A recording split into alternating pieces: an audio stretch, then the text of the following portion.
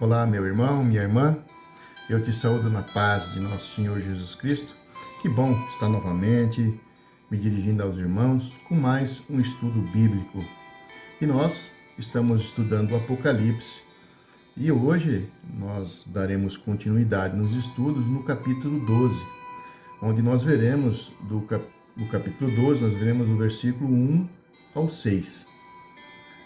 Nos estudos anteriores, nós vimos que João ele foi arrebatado em espírito e então ele entra no céu. E João ali ele recebe revelações de Jesus Cristo, revelações de coisas que em breve vão acontecer. E hoje nós começaremos então estudando o capítulo 12. Então eu te convido a abrir a sua Bíblia em Apocalipse, o último livro, no capítulo 12. Então vamos dar o início aos nossos estudos. E como falamos no estudo anteriores, João viu na mão de Deus um livro, e esse livro estava lacrado com 7 selos. E Jesus, então, ele vai retirando cada selo, um a um. E quando Jesus ele abre o 7º selo, então sai do livro 7 anjos com 7 trombetas. E quando o 7º anjo ele toca a 7ª trombeta, então é derramado 7 taças com 7 flagelos de Deus sobre a terra, que nós estudaremos mais em frente, lá no capítulo 15 e 16.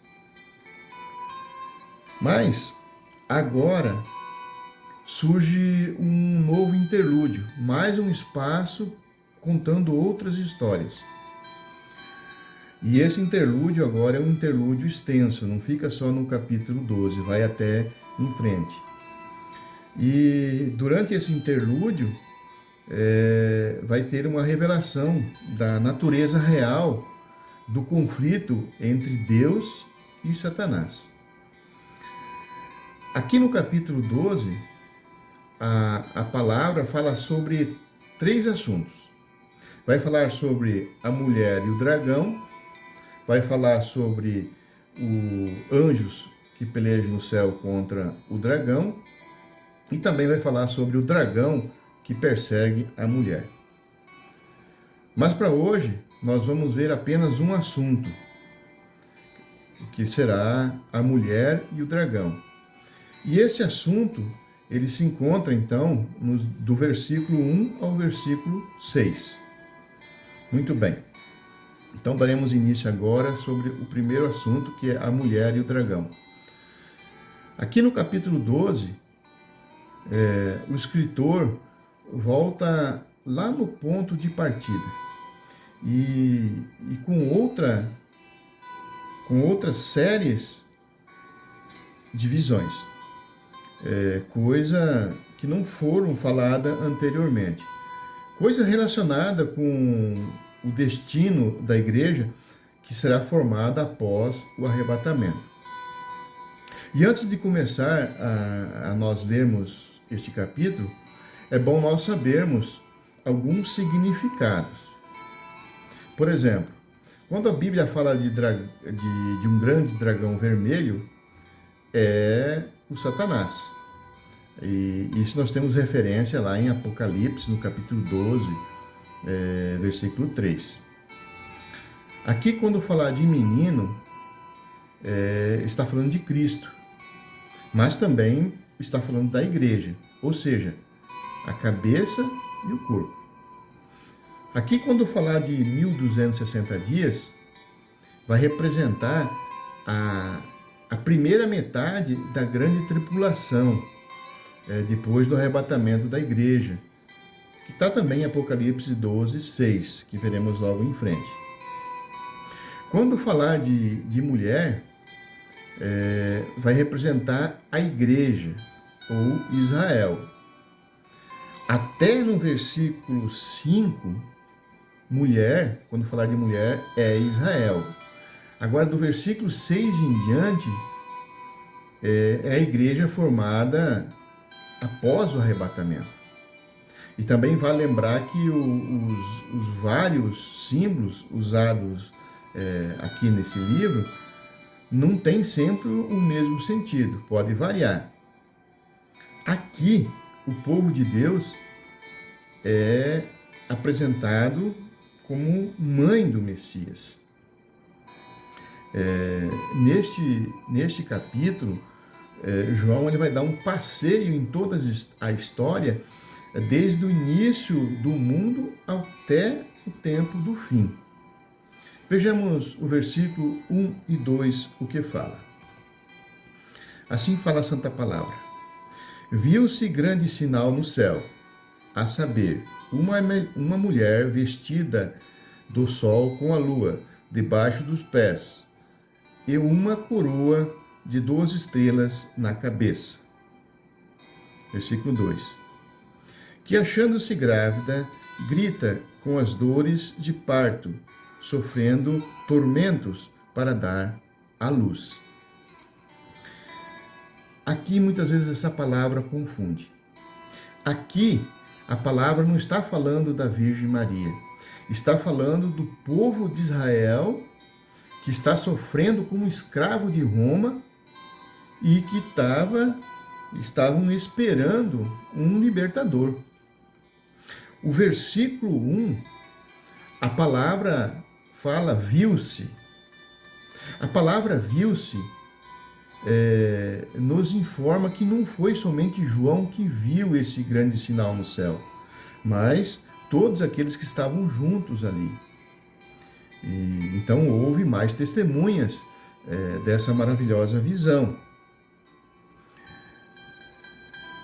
A mulher vestida de sol, tendo a lua debaixo dos seus pés e uma coroa com 12 estrelas sobre a sua cabeça, refere-se a um grupo de pessoas. Alguns mencionam essa mulher como a Virgem Maria, a mãe de Jesus Cristo, mas não é. Eu vou explicar. Lá no Antigo Testamento, a nação de Israel ela é retratada como sendo esposa de Deus, conforme está lá em Isaías 54, lá no versículo 5 e 6. E também temos uma referência em Jeremias, no capítulo 3, no versículo 6 e 8.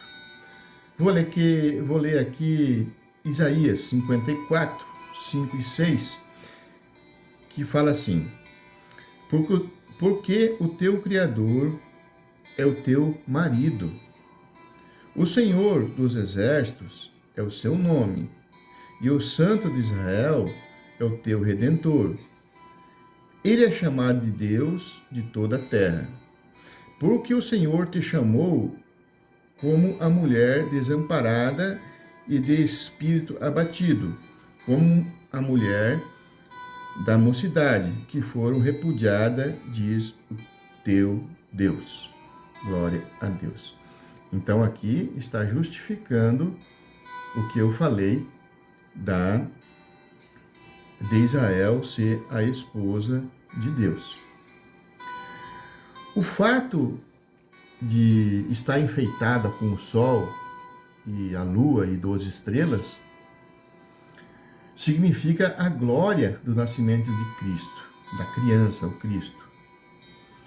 E esta mulher, do versículo 1, ela está representando o povo fiel, o povo que tinha estado esperando pelo Messias, que iria nascer entre eles. Mais adiante, ainda neste capítulo, no capítulo 12, nós veremos que esta mulher, ela irá representar todos os crentes, tanto judeus como gentios, no futuro. Então aqui, neste caso, a mulher está representando Israel. E as 12 estrelas, então, representam as 12 tribos de Israel. Afinal, foi do povo de Israel que o Messias nasceu.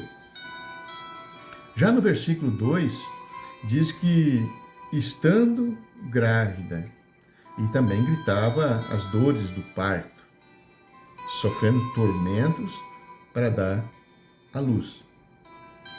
Estando grávida, vai lembrar lá as profecias para o povo de Israel do Antigo Testamento, onde os profetas falam do nascimento do Redentor. Nós temos aqui várias referências sobre o assunto. Tem em Isaías, capítulo 26, no versículo 17 e 18. Tem em Isaías 54, 1.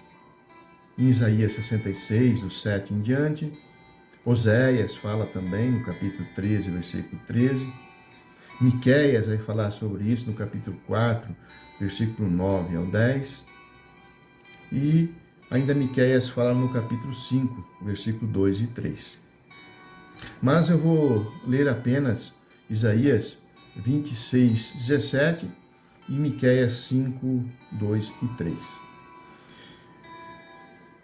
Isaías, no 26, 17, a palavra fala assim: como a mulher grávida, quando se lhe aproxima a hora de dar à luz, se contorce e dá gritos nas suas dores, assim fomos nós na tua presença, ó Senhor. Miqueias, capítulo 5, versículo 2 e 3, fala assim: e tu, Belém, Efrata, pequena demais para figurar como o grupo de milhares de Judá, de ti sairá o que há de reinar em Israel, e cujas origens são desde os tempos antigos, desde os dias da eternidade. Portanto, o Senhor os entregará até ao tempo em que a que está em dores tiver dado à luz. Então, o restante de seus irmãos voltará aos filhos de Israel. Muito bem. Dar à luz a um filho sempre vai trazer ânsia e dores, as preocupações. E também no sentido espiritual, as dores de parto é uma figura aplicada pelos profetas no Antigo Testamento para designar os padecimentos de Israel, os castigos de que Israel era ameaçado. O povo de Israel ele ficou muito tempo, muitos anos na escravidão de vários países, de outros países. E agora era a época, na época de Jesus, era a época deles serem escravos de Roma. Muito bem. Prosseguindo no versículo 3. O versículo 3 fala assim: viu-se também outro sinal no céu, e eis um dragão grande, vermelho, com 7 cabeças, 10 chifres, e nas cabeças 7 diademas. Diademas quer dizer coroas. Então, 7 coroas. Aqui, o dragão é o diabo, dito em Apocalipse, no capítulo 12, versículo 9. Que está escrito assim: e foi expulso o grande dragão, a antiga serpente, que se chama Diabo e Satanás, e sedutor de todo o mundo. Sim, foi atirado para a terra e com ele os seus anjos. Bom, aqui fala no versículo 3 também de vermelho. E vermelho representa a natureza assassina de Satanás. Fala também que com 7 cabeças, 7 diademas e 10 chifres. Então, isso ali representa o domínio de Satanás e os seus seguidores. Os seguidores do diabo aqui na terra. A cabeça, as cabeças e os diademas representam os governos, né? As nações sobre quais Satanás tem o controle. O chifre que fala aqui no versículo 3, representa o poder. Está lá em Apocalipse 17, 12. Procure lá para ver e conferir. Aqui, Outro sinal chama a nossa atenção, que fala assim: eis um grande dragão vermelho. Então o dragão é Satanás. Ele é chamado de grande porque ele pertence a uma ordem mais alta de todas as criaturas. O anjo Lúcifer, na época que ele era anjo, o anjo Lúcifer, ele era um querubim ungido por Deus. Ele foi ungido por Deus, o único anjo ungido por Deus. E nós temos em referência isso em Ezequiel 28:15. E esse dragão vermelho, que é o autor de todas as guerras, todas essas guerras aqui no mundo, todos os homicídios. Então, o versículo 3 está se referindo ao diabo.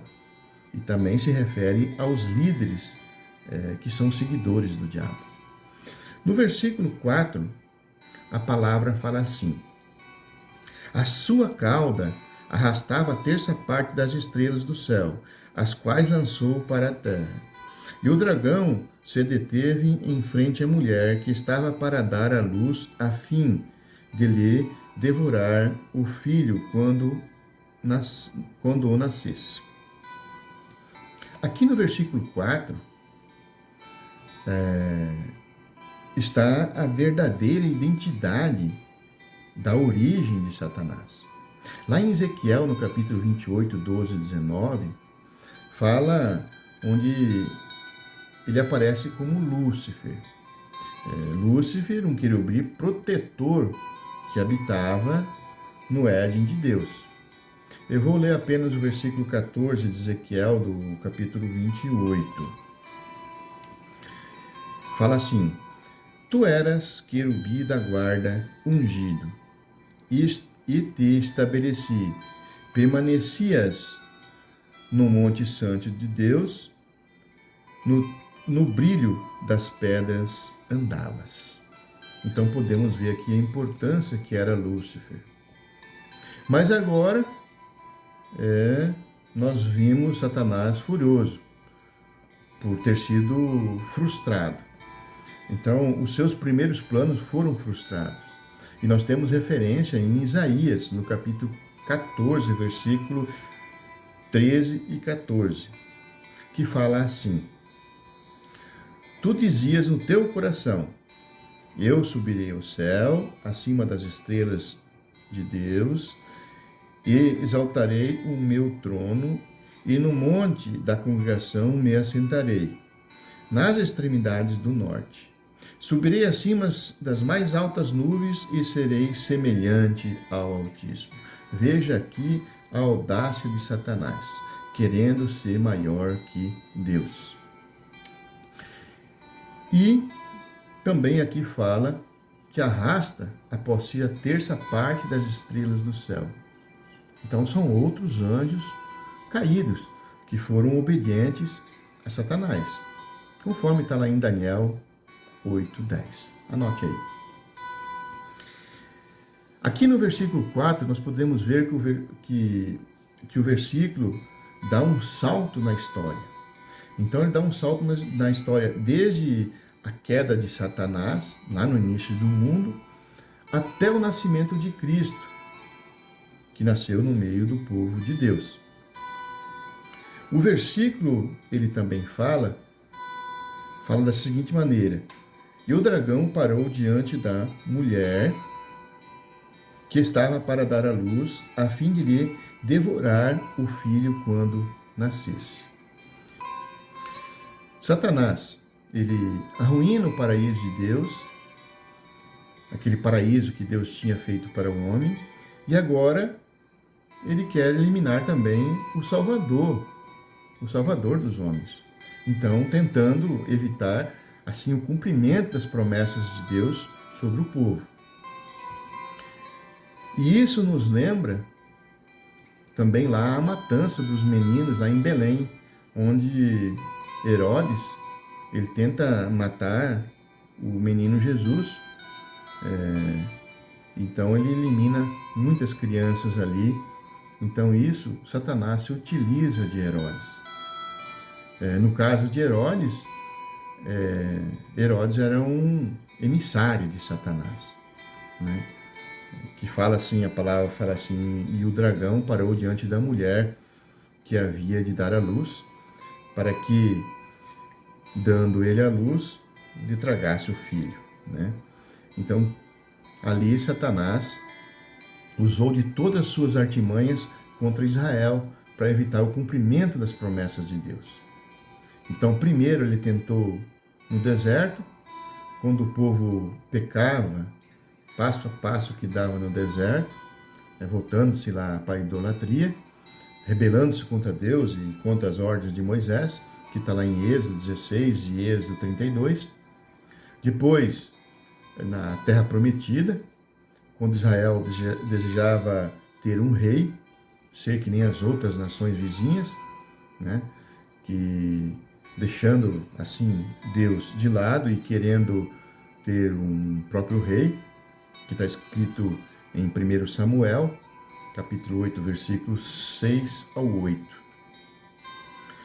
E depois, na divisão do reino de Israel, conforme está em 1 Reis, capítulo 12 e 2 Crônicas 10. E também outras rebeliões que esse povo teve contra Deus. Então Satanás, ele furioso, ele permaneceu parado diante da mulher, ou seja, parado diante de Israel, impedindo a progressão de Israel. Em Gálatas 4, versículo 4 ao 5, a palavra fala assim: mas Deus enviou o seu Filho, nascido de mulher, nascido sob a lei, para remir os que estão debaixo da lei, a fim de receber a adoção de filhos. Glória a Deus. Aqui no versículo 5, então fala que nasceu-lhe, pois, um filho varão. Nasceu-lhe, pois, um filho varão, que há de reger todas as nações com cetro de ferro. E o seu filho foi arrebatado para Deus até o seu trono. Aqui no versículo 5, então, está retratando o nascimento, a realeza de Cristo, que é o Filho de Deus, conforme, né, as promessas do Antigo Testamento, lá em Isaías 7,14, e o cumprimento dessa promessa em Lucas, no capítulo 1, versículo 26 ao 38. O diabo, então, ele mobilizou os seus planos. Ele queria destruir o menino. Ele queria prejudicar os planos de Deus. Então, primeiro usou Herodes, em Mateus 2,16.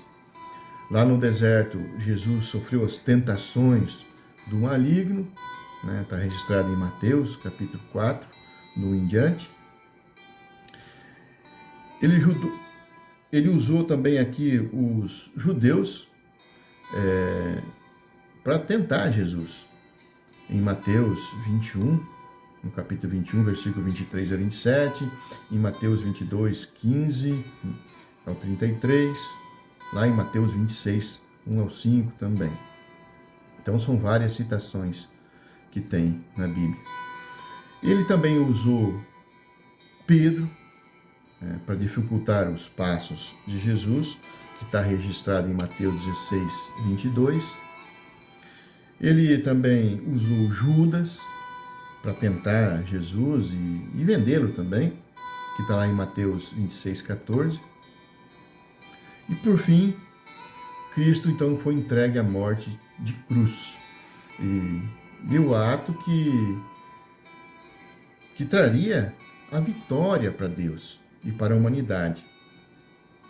Essa humanidade que estava perdida e que estava derrotada por Satanás. E Satanás se enganou ali, crucificando Jesus. Jesus ressuscita no terceiro dia, porque Jesus é o dono da vida, é o dono da morte. Mas, como Satanás é um inimigo vencido e já está derrotado, ele nada pode fazer para evitar a execução dos planos de Deus. Os planos de Deus é a redenção dos homens. conforme fala em Apocalipse 12, no versículo 9 e 10, que nós veremos logo em frente, no próximo estudo. E João, capítulo 16, versículo 33, que fala da seguinte maneira: Estas coisas vos tenho dito para que tenhais paz em mim. No mundo passai por aflições, mas tende bom ânimo, eu venci o mundo. Então, Jesus Cristo ele ressuscita. Ele ressuscita e ele vai conviver novamente com os discípulos por 40 dias e 40 noites, né? E vai instruindo em tudo que diz respeito ao reino de Deus. E Deus então arrebata para si o seu filho, leva para o seu trono. Está registrado em Atos, no capítulo 1, versículo 9 em diante, e lá em Hebreus, capítulo 1, versículo 3. Muito bem. Entre o versículo 5 e o versículo 6, vai dar um salto na história. No versículo 5, está falando sobre arrebatamento de Cristo para junto ao Pai. Então, isso é passado para nós. E logo em seguida, no versículo 6, já está falando dos 3 anos e meio da tribulação, após o arrebatamento da igreja, que é futuro para nós. Vejamos aqui novamente o versículo 5, que fala assim: Nasceu-lhe, pois, um filho varão que há de reger todas as nações, com cetro de ferro, e o seu filho foi arrebatado para Deus até o seu trono. E o versículo 6 diz assim: A mulher, porém, fugiu para o deserto, onde lhe havia Deus preparado lugar para que nele a sustentem durante 1260 dias. O versículo 6, ele fala da proteção de Deus, né, para os novos convertidos durante a tribulação. Está falando novamente da igreja do futuro, não está falando aqui da mulher mãe de Jesus, está falando do povo de Deus, da igreja do futuro, dos que serão convertidos após o arrebatamento. E aqui, então, eu quero fazer uma observação, antes de prosseguir esse estudo. A mulher, ela pode ser a noiva, né, a igreja, os cristãos, e no caso deste versículo, é a igreja formada após o arrebatamento. E em alguns casos no estudo, a mulher pode significar uma prostituta, os que não aceitam Cristo. Então, aqui no caso do versículo 6, está sendo a igreja formada após o arrebatamento. Deus, ele está prometendo proteção espiritual para o seu povo. O povo que se converter após o arrebatamento. Durante aquele período difícil de 3 anos e meio de tribulação. Mas nós precisamos deixar esse versículo 6 para estudar lá na frente, junto com o versículo 13 ao 17, porque também ele vai falar do mesmo assunto. Então, nós vamos parar por aqui. O versículo 6, estudaremos junto com o 13 e o 17. Muito bem. Então, após João ter essa visão da mulher e o dragão, João começa a ter outras visões. João passa a ver, então, anjos pelejando no céu contra o dragão e também o dragão perseguindo a mulher. Mas para hoje nós vamos ficar apenas com o primeiro assunto e no próxima oportunidade voltaremos com esses 2 assuntos do capítulo 12. Meus amados irmãos, então ficamos por aqui. Eu quero agradecer a você que participou deste estudo. Que Deus esteja abençoando cada vez mais a sua vida. A você que está se preocupando em conhecer a Bíblia, lendo aqui onde eu estou mostrando, você interpretando, o Espírito Santo mostrando para você, e que assim seja. Nós não podemos continuar no que as outras pessoas falam, só acreditar no que as outras pessoas falam. Não, pegue a sua Bíblia e leia você. Tenha conhecimento. Amém? Vamos orar junto? Feche seus olhos neste momento e vamos agradecer a Deus.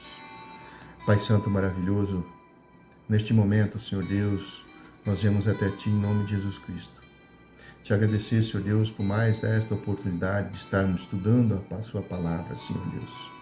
Pai, envia Seu Santo Espírito aonde essas pessoas estiverem estudando comigo, Senhor Deus. Em todas as direções, do Brasil, fora do Brasil, onde elas estiverem, Senhor Deus. Envia Seu Santo Espírito, abençoe elas. Pai, que nós possamos viver conforme Sua Santa Palavra. Neste momento, nós entregamos nossas vidas, Senhor Deus, nas Suas mãos para os devidos cuidados. Que nós possamos vivenciar, Senhor Deus, nesta vida, conforme a Tua Santa Palavra, em nome de Jesus. E que a graça do nosso Senhor Jesus Cristo, o amor de Deus e a comunhão do Espírito Santo esteja convosco. Até a próxima oportunidade. Deus os abençoe.